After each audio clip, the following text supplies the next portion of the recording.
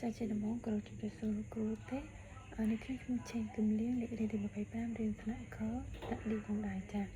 ចឹងថ្ងៃនេះខ្ញុំនឹងមកធ្វើវីដេអូបកស្រាយតកតងទៅនឹងមេរៀនទី3 Chapter 3 High Quality Classroom Assessment តកតងនឹងការវិតម្លៃថ្នាក់រៀនដែលមានគុណភាពខ្ពស់ផងដែរចាអញ្ចឹងកុំឲ្យខាតពេលវេលាយូរយើងនឹងចូលទៅដល់ការបកស្រាយចម្ពោះនេះតែម្ដងអញ្ចឹងចម្ពោះនេះគឺពន្យល់ពីអ្វីដែលធ្វើឲ្យមានការវិតម្លៃថ្នាក់រៀនដែលមានគុណភាពខ្ពស់និងរបៀបដែលគ្រូបង្រៀនអាចរចនាការវិតម្លៃដែលមានការបោះវែងសិក្សាបានត្រឹមត្រូវគាំទ្រដល់ការលើកចិត្តនិងការណែនាំផងដែរមិនដូចជាការធ្វើតេស្តស្តង់ដារតុងទីធំទេប៉ុន្តែវាគឺជាការវិតម្លៃថ្នាក់រៀនផ្ដោតទៅលើស្ថិតិស្មុគស្មាញនិងផ្ដោតលើរបៀបដែលលទ្ធផលនៃការវិតម្លៃត្រូវបានប្រើប្រាស់និងផលវិបាករបស់វាសម្រាប់សិស្សផងដែរអញ្ចឹងការវិតម្លៃថ្នាក់រៀនមានគុណភាពខ្ពស់ហ្នឹងគឺត្រូវបានបង្កើតឡើងដោយលក្ខណៈវិនិច្ឆ័យ8ចំនួន8គឺទី1តកតងទៅនឹងគោលដៅសិក្សាច្បាស់លាស់និងសមស្របការវិតម្លៃចាប់ផ្ដើមជាមួយនឹងគោលដៅ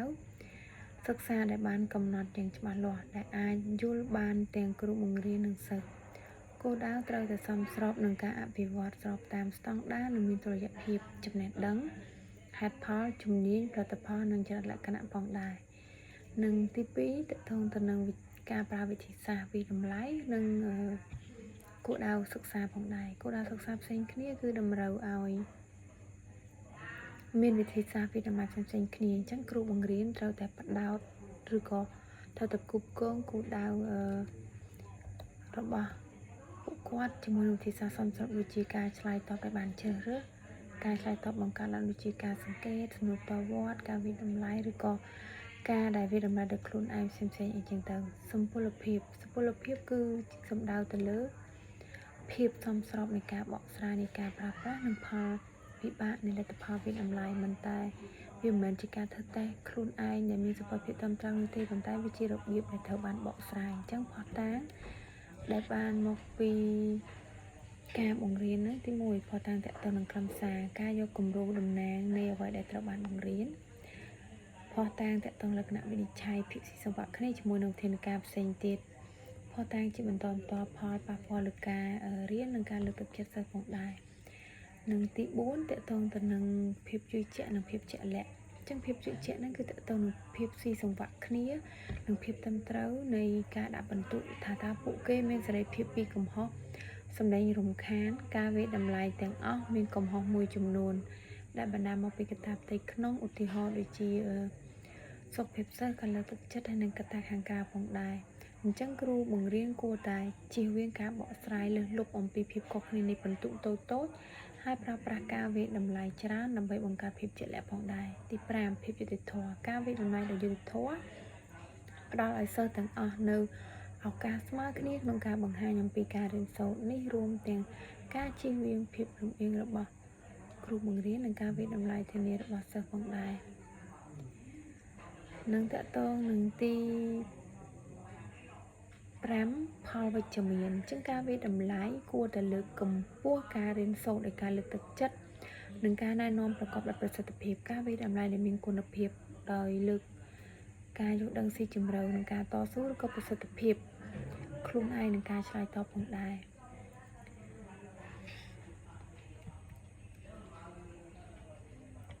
និងចំណុចទី1ទៀតតើតើទៅនឹងការណែនាំឬក៏ការវិតម្លៃស្តង់ដារ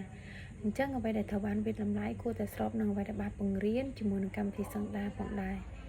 និងចំណុចចុងក្រោយភាពជាក់ស្ដែងនិងប្រសិទ្ធភាពអញ្ចឹងការវិតម្លៃត្រូវតែ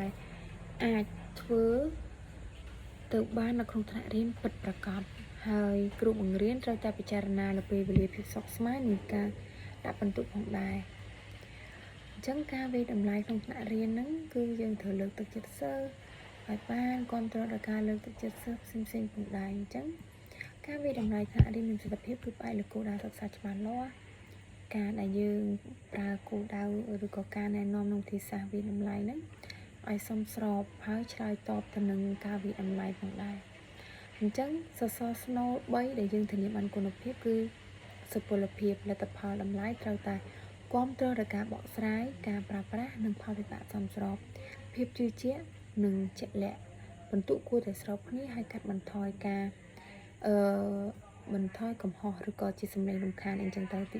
3ភាពយុត្តិធម៌សិស្សទាំងអស់ត្រូវតែមានឱកាសស្មើគ្នាក្នុងការបង្ហាញពីការរៀនសូត្រផងដែរអញ្ចឹងការវិតម្លៃដែលមានគុណភាពហ្នឹងគឺយើងត្រូវសង្កត់ធ្ងន់លើភាពបាក់វិជ្ជមានផងដែរលើទឹកចិត្តសិស្សរៀនសូត្រឲ្យបានស៊ីជម្រៅនិងមានប្រសិទ្ធភាពដោយពិចារណាលើការដាក់បន្ទុកនិងការរឹតបន្តឹងក្នុងថ្នាក់រៀនផងដែរសរុបជារួមមកគឺការវិតម្លៃថ្នាក់រៀនដែលមានគុណភាពខ្ពស់ផ្ដល់នូវរង្វាស់ដែលអាចទុកចិត្តបានច្បាស់លាស់ហើយនឹងមានសុពលភាព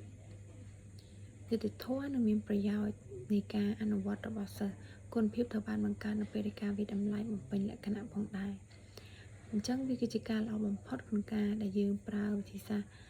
គូបកងវិធីសាស្ត្រទៅនឹងគោលដៅសិក្សារបស់យើងគោលដៅចំណេះដឹងនិងការយល់ដឹងសាមញ្ញត្រូវបានគូបកងល្អបំផុតជាមួយនឹងការឆ្លើយតបផងដែរអញ្ចឹងនៅក្នុងនោះសុពលភាពភាពជឿជាក់ហ្នឹងគឺជាគោលគំនិតដែលអាចត្រូវបានអនុវត្តដើម្បីកំណត់អត្តសញ្ញាណផងដែរហើយនឹងផុសតាំងផ្សេងៗគ្នាត្រូវបានប្រើដើម្បីបង្កើតសុពលភាពនៃបន្ទុកនិងការធ្វើតេស្តថ្នាក់រៀនដែលសំខាន់បំផុតគឺផលតកតងផងដែរមិនថាផ្អែកលើសុខភាពឬក៏អ្វីនោះទេចាអញ្ចឹងសរុបរួមទាំងអស់គឺវាសុទ្ធតែសំខាន់អញ្ចឹងសរុបសេចក្តីជាចុងបញ្ចប់ការវិតម្លៃដែលមានគុណភាពខ្ពស់ត្រូវបានធ្វើឡើងជាមួយនឹងស្តង់ដារគោលដៅការសិក្សាហើយនឹងការណែនាំផងដែរចំណែកឯផលវិបាក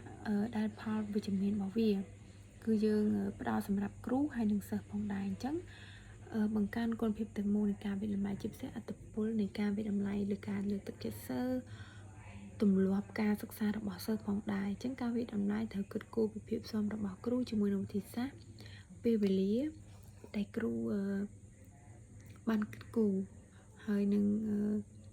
គ្រប់គ្រងនៃការដាក់បន្ទុកឬក៏ភាពងាយស្រួលនៃការដាក់បន្ទុកនិងការបកស្រាយនឹងថ្លៃដើមដើម្បីកំណត់ភាពជាក់ស្ដែងហើយនឹងប្រសិទ្ធភាពផងដែរចា៎អញ្ចឹងវីដេអូខ្ញុំគឺមានតែប៉ុណ្្នេះអរគុណ